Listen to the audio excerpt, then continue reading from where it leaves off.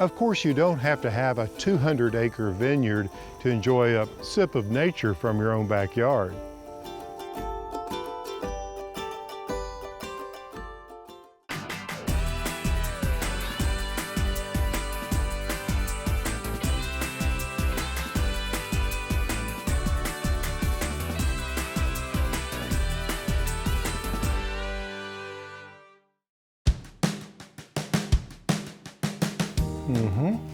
Oh, this is going to be so good. A little bit of lime.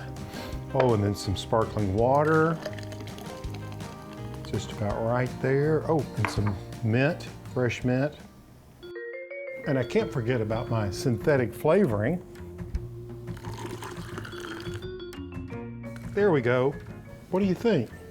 Not such a good idea, right? I don't think so either. I don't want to use any synthetic chemicals in my body, and I don't want to put them on my farm. That's why I use organic fertilizer. I'm giving these guys the best chance for a successful bounty, and at the same time giving my soil all the nutrients it needs to be healthy and feed my plants. It's like the cycle of life. Now, what I normally do when I'm first planting a fruit or citrus tree is use about a half a cup of fertilizer per gallon of plant container. Now, for an established tree like this, what I do is I use 3 cups per inch of caliper. So let's say this is about a 3.5 to 4 inch caliper tree. Let's just call it 4. I'll use 12 cups of fertilizer, and I'm going to distribute it evenly under the drip line of the tree. So I'll go all the way out to the drip line and then distribute it all the way around. That's the best way to make sure that all of those roots benefit from the fertilizer. Now, I feed my fruit and citrus trees in late winter, and then again in late spring, and then the last time is in early fall.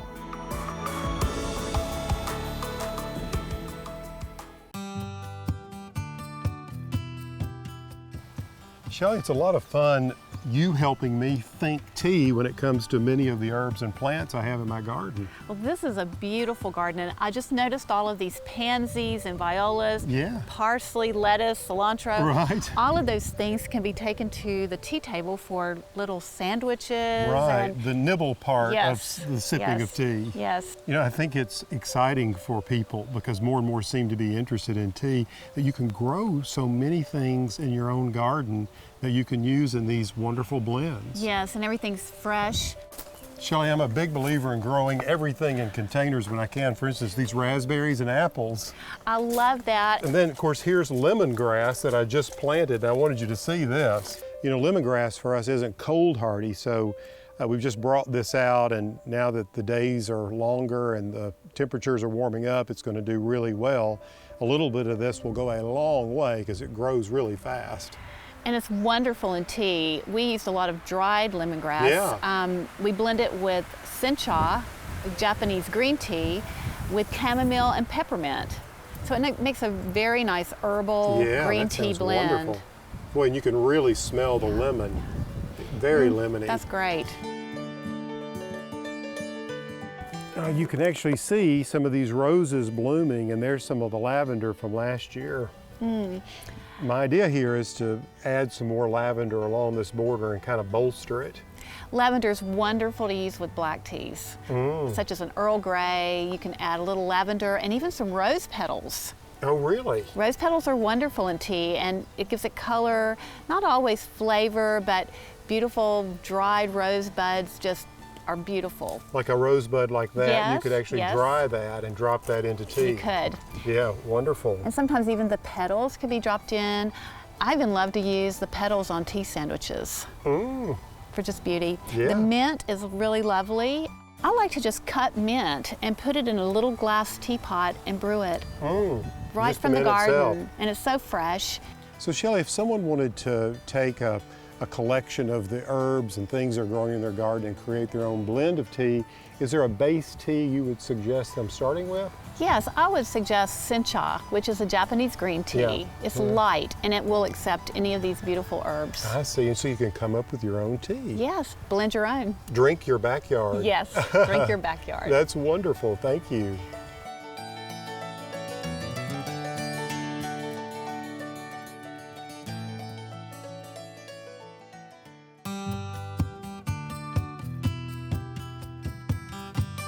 I remember having tea at Heron's in London once. I went away thinking everything was sweet. It needed more savory. I love to plan an afternoon tea with balance. A good way to find some balance on the tea tray is to use a 60-40 ratio. 60% savory, 40% sweet. And add the right tea to that, a light tea or a little bit heavier tea for something light that you're eating. Enjoy tea by yourself or with a friend. And remember, tea in the teacup, just the right amount, makes the perfect cup.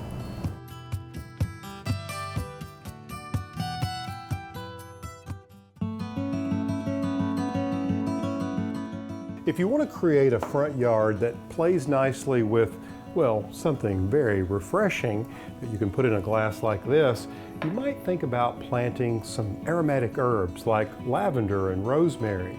You see, these are classic herbs. They're perennial. They're going to persist in your garden. And talk about fragrance. I just wish you could smell the aroma that's here in my kitchen just by bringing some inside. Now, if you grow these two herbs, you're going to want plenty of sun. They love a lot of sun and well-drained soils. You'll find this drink is, well, it's very refreshing, and you can create an adult version or a non-alcoholic version.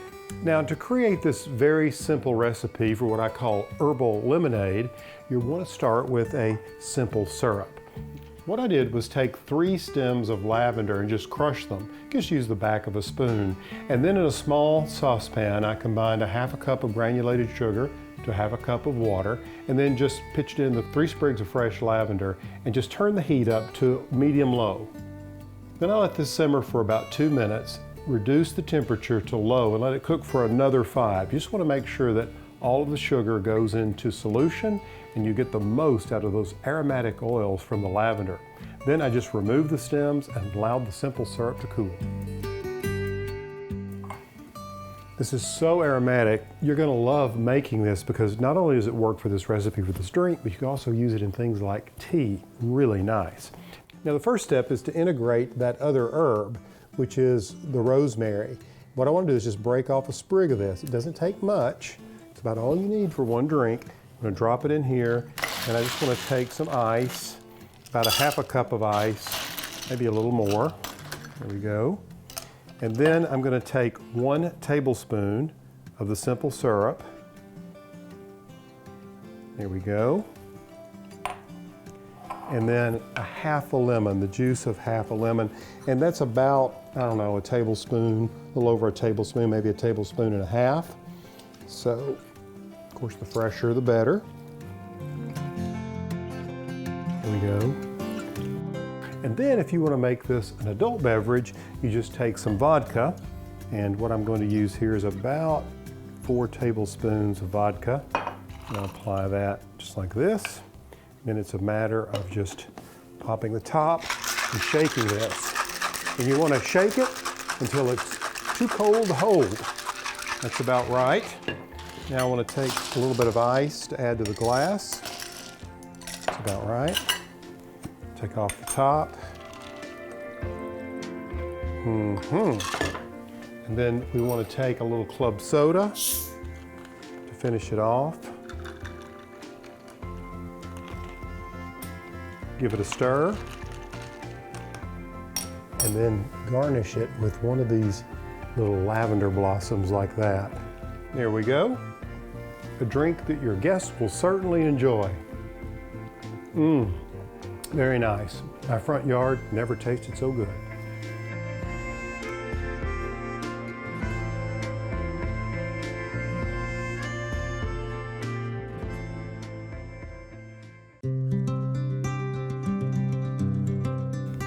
Georgiana, why do you think the slow food movement is so important? I think first of all for quality of life, and also it makes people to think about what they're eating and to think about the season. Where it comes from. Yeah, the origin and the moment of the year. There is no point to eat strawberries in winter. You have to eat what you have in that moment. It's just an opportunity to really get creative with the food you have in season and your cooking. Yes, it makes you think of novelties and more things. You use your imagination. If you have to use what you have in season. Yes. It is not just very common, not very banal. Well, and cooking is an art. You are a painter. Yes. I am a painter, and I Yes. think cooking is like painting. It is, and like gardening. Like gardening, yes. Cooking is actually the most amusing of the three. I'm an enemy of all machinery. I find that you have to do it by hand.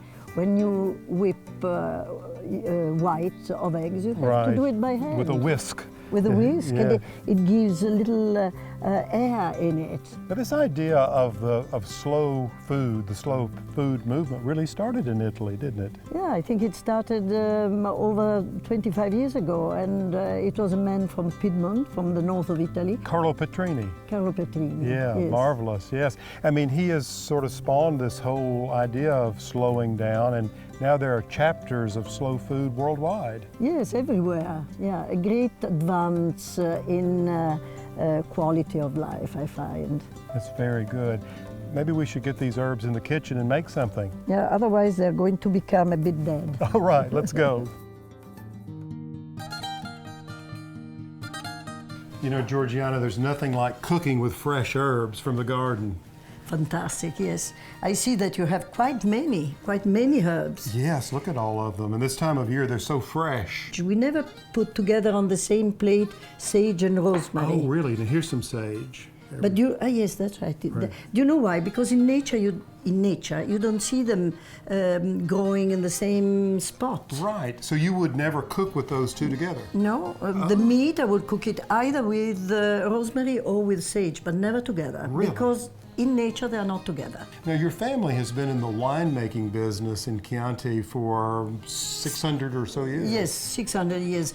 And in 1730 our Chianti wine was transported to Rome, where a member of the family had become Pope. Oh, and really? he was drinking our family wine. How fabulous. A Chianti. It was really always Chianti. I'd love to try some of this. This is based on Sangiovese wine. You know, Sangiovese, it's a vine that is only cultivated in Tuscany, and it is extremely difficult to cultivate it anywhere else. So Georgiana, how would you characterize Chianti? I would say it is a very strong wine. I should say a man wine. Oh, really? Right. And has Bold. Bold and rather harsh. You have to get sort of used to that taste. And it ages very well. I see. So the older the better, really. The older the better, and you can use it with meat, mainly with meat. I see. And you can also cook with it. Now, how would you pair the Chianti wine with, say, meat, for instance? I would use it for grilled meat with roast beef. Like a roasted beef, right? Yes, and I would use it for cooking. For example, if you cook the stracotto, which is a very long cooking meat, like 5 hours, I would use red wine. I see, right. And as far as herbs that you would pair with the Chianti and beef, for instance, what herbs would you tend to use in your kitchen? In my kitchen, I would use rosemary and parsley. Ah, the flat leaf Italian. Yes, but I wouldn't use too many other herbs, because all this mix of herbs, in fact, they neutralize themselves. It's marvelous having you here. Salute.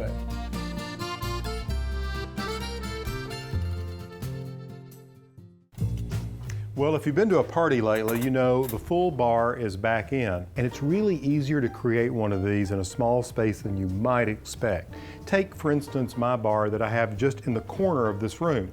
It's on a relatively small table. It's only 42 inches wide and about 21 inches deep. And notice I covered this old table with a piece of glass. Very important here if you're going to mix drinks and so forth on it. And something I've used to sort of organize the drinks and so forth is a large tray. It comes in really handy. You can place all of these drinks on it, and it just makes this table feel like it's a little more organized. So let's go through some of the non-beverage components of this, and then we'll get to the liquor itself. You'll need a variety of glasses, some napkins, a wine opener, a martini mixer, as well as some clear glass bowls for lemons and limes. Also, I like to use an old mint julep cup with some small spoons for stirring, as well as some little forks for olives and so forth. an opener for beer, and of course, an ice bucket. You can see this large tray holds up to, well, over 22 bottles of drinks and mixers. So let's just talk about some of the basic liquors you're going to want to have. There's scotch and whiskey here, vodka, rum, and of course gin. And then some of the mixers, you're going to want club soda, tonic, also some sparkling and flat water, as well as lime juice. Here's some grenadine syrup and bitters, and of course olives if you want that dirty martini. Also, if you have a group of friends and you know what they like, it's always nice to have that on hand, like a single malt Scotch whiskey. And it's also good to have a bottle of red and a bottle of white wine at hand. And if you're doing specialty drinks, you'll want to have all the ingredients for those here as well. But as you can see, you can do a lot in a small space. I hope this helps you set up your bar. And remember to drink alcohol responsibly.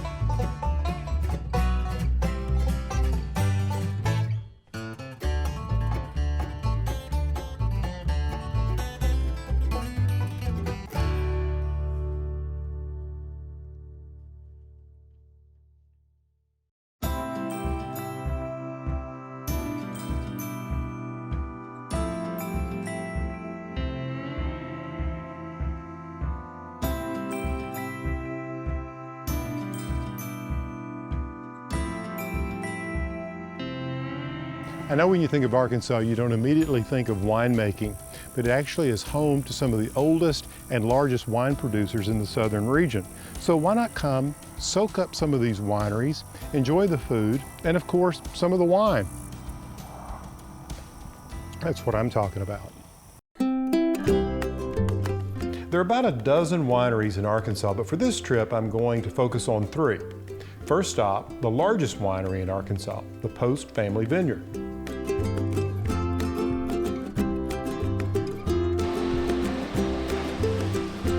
Joseph, these are some gorgeous vines. They really are. They're healthy.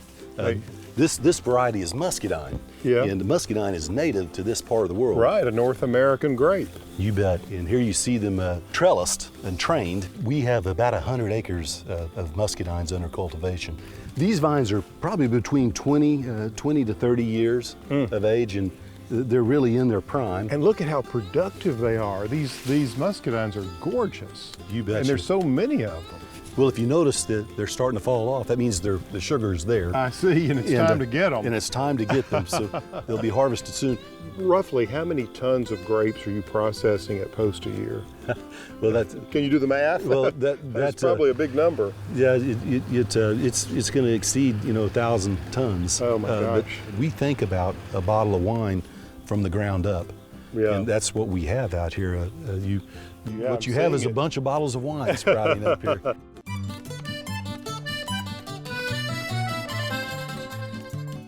Now, I'm a romantic at heart, so visiting a historic wine cellar is right up my alley. Johann Andreas Whitaker carved a wine cellar by hand in 1880. Can you imagine that?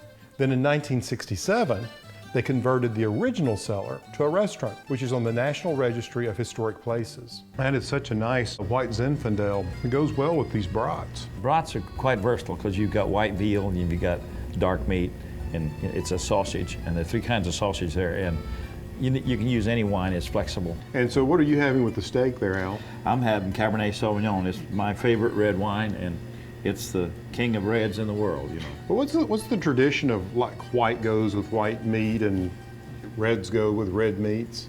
Well, the practicality of it was years ago when the Duke or the Kings, they had large jugs. When they opened it, they couldn't refrigerate like we do now. And so when they opened one, they used the wine with the food, and if they were doing poultry that was white, they used white with it because they marinated the poultry in the white wine, and then the red wine would have stained it. That would have stained it red, yeah. Right. And so they used the red with the red meat, which worked well, and then they drank the wine with that meat. How interesting. So it's the origin of the tradition. Right. It just happened down through the ages, and of course later on with refrigeration. And we think that tradition should never dictate. It should just suggest, and you should drink what you want with whatever you want.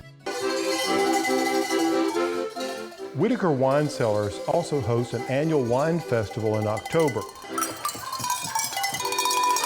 It's just a big family get-together to kind of celebrate the wine making and the grape industry. Usually there's 4,000 to 5,000 people come to this thing, and it's a lot of fun. So tell me about the sustainability project here at Chateau Ozark. Well, our mission statement has been for years, drink local, think global. Realize where your beverage comes from. The wine that you make is made from grapes that you grow right here. Knowing that was discovered here in Arkansas in 1837. Yeah. And Vitis estivalis, known as Cynthiana, and to other places, Norton. And because it's native, it requires less in the way of chemicals, which plays into your whole sustainability program. It's such a plentiful vine. If visiting all these wineries has inspired you to grow a few grapes, why not? You can buy plants from a place like this and do a vineyard in your own backyard. Main thing is to have some fun, but drink responsibly.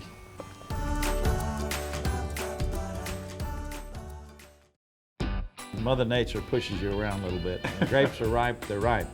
And so you're taking samples of grapes in the vineyard and bringing them in the lab, and Mother Nature's telling you when you do what. There you go. We She's the can't- boss. You can't muscle Mother Nature around. And I can't believe how much fruit is on there. I've got to try one of these. They're just dynamite. Salute. Did I say that right? Salute. I didn't say it. I said it sort of Why sounded. do I have to answer salute? No. No.